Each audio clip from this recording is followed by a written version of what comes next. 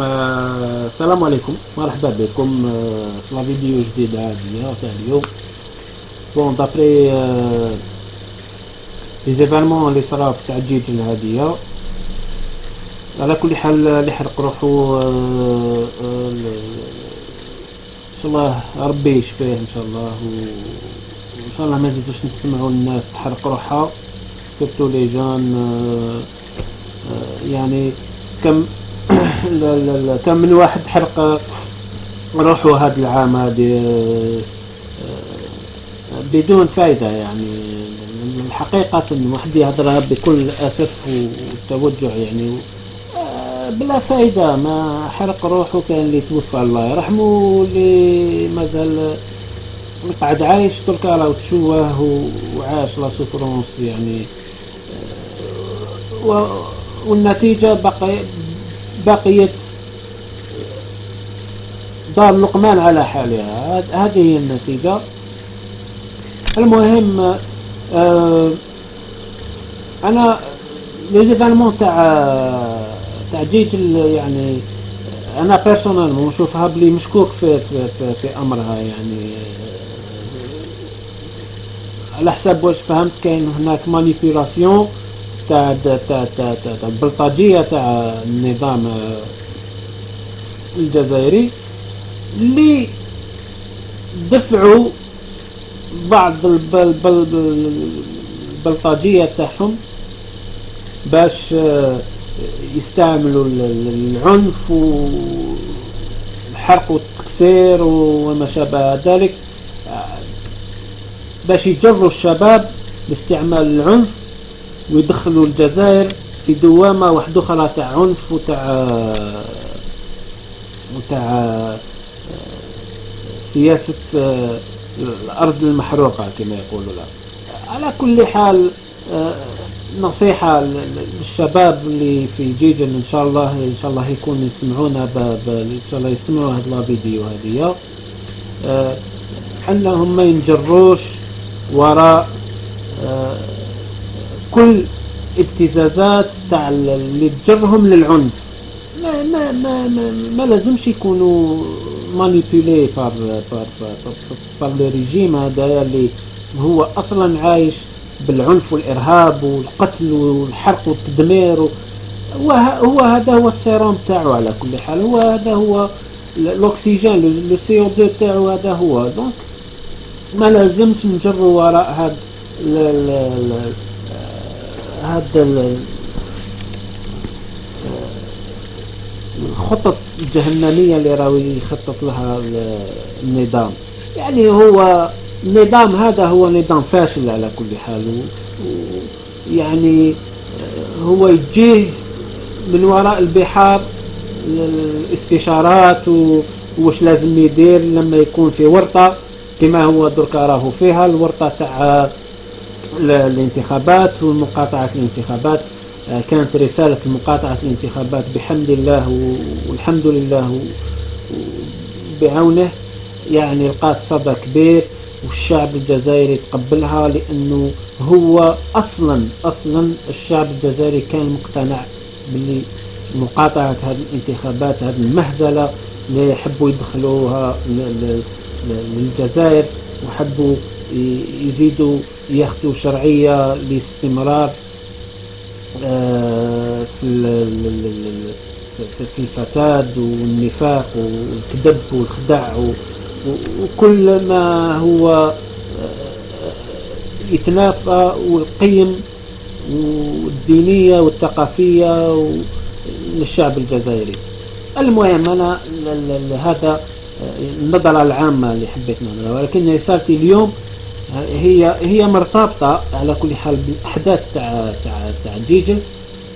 هي رسالة تاع لي سيبورتور تاع سي ار بي ولي سيبورتور تاع ستيف ولي سيبورتور تاع لي زوتر كلوب اللي راهم رايحين يشوفوا الماتش اليوم في سان جوي، لا فينال تاع لا كوب دالجيري الكأس الجمهورية الجزائرية. يعني نتحفظ على كلمة الجمهورية، خلينا نقولوا جمهورية، يعني ماشي مشكلة. المهم أنا نضم صوتي لصوت الإخوة اللي راهم يناديو ويطالبوا الشباب اللي راهم رايحين للسطاج اليوم، لأن اليوم الأنظار كلها متوجهة لهذا الماتش هذايا، ليس لأنه مقابلة في كرة القدم راح تلعب، ولكن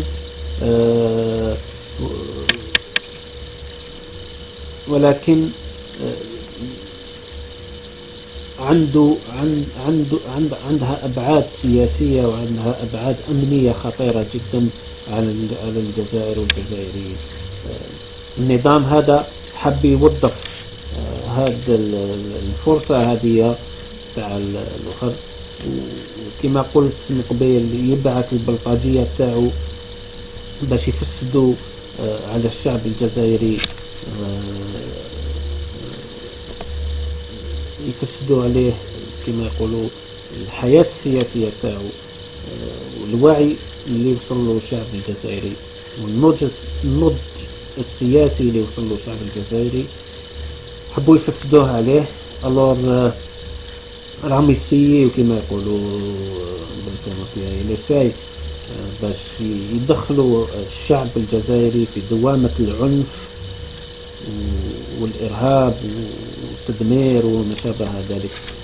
يعني راح كما يقولوا إن شاء الله راح تكون محاولة يائسة إن شاء الله، لأنه الشعب فاق ولي جون فاقوا على حساب واش شفت انا في لا فيديو تاع واحد لو جون سيبورتور تاع سي ار بي، بارك الله فيه، جو لو يتير لو شابو قول له بارك الله فيك، راك بعثت رسالة سلم وأمان للشعب الجزائري، راك طمأنت الجزائريين كلهم، لأنك انت واحد من هاد لي سيبورتور، يعني ولا انت عندك هاد العقلية، راح يكون جميع لي سيبورتور تاع السي ار بي وتاع لي سيبورتور الجيروا من بينهم تاع مولوديا والياسما والحراش والوخر والنهد والقبة واللي ما شابه ذلك، يعني يكون نورمالمون عندكم نفس النظرة ونفس الفكرة ونفس الوخر، وهكذا راح تفوتوا الفرصة إن شاء الله على النظام هذايا باش يزرع الفوضى في وسط الشباب الجزائري بعد قبل أو بعد المباراة، يعني باش نكونوا على بالنا إن شاء الله. كما قلت راح إن شاء الله فوتوا هذه الفرصة، واللي تشوفوه يستعمل العنف على باليش أنا كيف ديروا له، حكموه ولا حاوزوه ولا ربطوه ولا حكموه وديوه الكوميساريا ولا قال هذا يا راوي يكسر وراوي يدير. المهم ما تفوتوش الفرصة هذه، ولا حبيتوا انتم بون حبيتوا تشوفوا مقابلة كرة قدم ولا دخلت فيها السياسة والانتخابات، عبروا يعني عن شعوركم ولا فكرتكم ولا اتجاهكم ولا اي حاجة، عبروا عليها سلميا، و ان شاء الله بدون ما ترفعوا حتى حجرة كما يقولوا، لان لو خربت ولا حرقت ولا كسرت راح تحرق واحد من ممتلكات الشعب الجزائري، يعني من الممتلكات تاع الشعب هذه، ماشي تاع جنرال ولا تاع رئيس ولا تاع خو الرئيس ولا تاع الولاد ولا المرفهين ولا الولاد المرفهين اللي راهم يقولوا رانا ملاح. المهم هذه هي الرسالة تاعي، ان شاء الله كونوا في مستوى الوعي اللي لحقتوا له بإذن الله، وإن شاء الله راح تخرجوا من هذا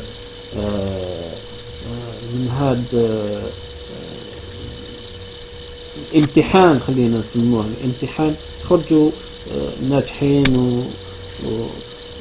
والنظام إن شاء الله راح يطأطأ راسه من هزيمة أخرى اللي راح يتلقاها من عند الشباب الجزائري، ألا وهي كما قلت لكم راح يحاول باش يدخل الشباب الجزائري في العنف والحرق والتدمير الممتلكات الجزائرية. هذا هو هدف من النظام، وهذا كل لأن النظام شعر بأنه خلاص نهايته اقتربت بعد الانتخابات، لأن المقاطعة راح كما رانا نحسوا بها راح تكون ان ريكورد كما يقول لك، راح تحطم الارقام القياسيه يعني، وان شاء الله ندخلوها في جينيس، نحطوا في الجزائر تحطم ارقام القياسيه في مقاطعه الانتخابات وتدخل في جينيس ان شاء الله. دونك هما هذا راهم متخوفين، لان الشرعيه تاع النظام هذا راهي في في في في كفة عفريت كما يقولوا، في كف عفريت. دونك هما راح طول باش ما تصلالهمش تبهديله. النظام هذا والله ما يعني ما يهموش ارواح الجزائريين ولا، ويسي يدخل في العنف والاشتباكات مع الشرطه والتصرا والاخرين بعد تصرى فيها لا قدر الله ان شاء الله ما تصراش، يصرى فيها الموت ويتيريو منا وتزيد تتخلط مع الشعب. ديجا هناك كاين احتقان شعبي ويسيو درك هما يدفعوه يعني نعرفوا احنا شعب جزائري سخون شويه وعنده شويه الاندفاع الزايد هذاك تاع الوقت. لازم نفوتوا عليه الفرصة هذه، نصبروا حتى نصبروا حتى 10 ماي نشوفوا ردة الفعل النظام، لأن كاين هناك سيناريوهات راهم يقولوا بلي يا إما تأجيل الانتخابات أو راح يحبسوا الانتخابات هذه كامل، يعني ما تكونش هناك انتخابات. والبديل هذه رسالة ثانية راح نوجهها للشعب الجزائري كامل، يعني الشعب الجزائري كامل راح نوجه هذه الرسالة. كاين هناك ان شاء الله كاين بالك لي مازال ما سمعوش بها، والحاضر يبلغ الغايب. هذه امانه راهي في رقبه كل واحد سمع النداء تاعي هذايا. كاين هناك مبادره راح عن قريب في هذه الايام ان شاء الله، كاين هناك مبادره باش تجمع كل القوى السياسية إن شاء الله، تجمع كل الشعب الجزائري باش يكون هناك بديل للحل الأزمة الجزائرية. راح تكون هناك مبادرة، وهذه المبادرة تتطلب من الشعب الجزائري يلتم حولها، يعني يحتضنها، لأنها مبادرة طيبة وخارجة نابعة من عند ناس أمناء، ناس شرفاء، ناس تحب البلاد، ناس ماضيها نظيف. إذن على الشعب الجزائري إن شاء الله يلتم حول هذه المبادرة ويلتف حولها، وكاين باب مفتوح للقوى المجتمع المدني ولا القوى السياسية ولا اللي حبت تنضم لهذه المبادرة مرحبا بها. في كل وقت راح يصدر بيان حول هذه المبادرة في الأيام القليلة المقبلة إن شاء الله. وعلى الشعب الجزائري ياخد المسؤولية إن شاء الله ويلتف ويلتم حول هذه المبادرة للخروج بالجزائر قوية بدون إن شاء الله إراقة دماء، بدون مشاكل، بدون يعني فوضى، بدون أي عمل عنفي. إن شاء الله راح يكون هذه المبادرة هي مبادرة تغيير الجذري والسلمي، يعني وللتف حولها الشعب الجزائري راح ينتقل إلى التغيير الجذري والسلمي في في وفي ظروف أحسن من الظروف اللي قامت للدول العربية اللي قامت فيها الثورة والانتفاضة أو سموها ما شئتم. في الدول العربية راح الجزائريين تكون كما قالوا الناس راح يكون التغيير بتاعها منفرد وذات طابع جزائري 100%. إذا التفوا حول هذه المبادرة إن شاء الله. والله ولي التوفيق. كلمة أخيرة، دايما دايما دايما نقولها ونعاودها: سلمية سلمية سلمية. هذا واش نطلبوا، سلم بدون عنف، تغيير سلمي سلمي سلمي. هذا ما كان. وما مبروك على اللي ربح لاكوب مسبقا، سواء سي ار بي ولا سطيف. مبروك عليه مسبقا، والعقوبة اللي يصمى تدي شامبيون ان شاء الله. السلام عليكم.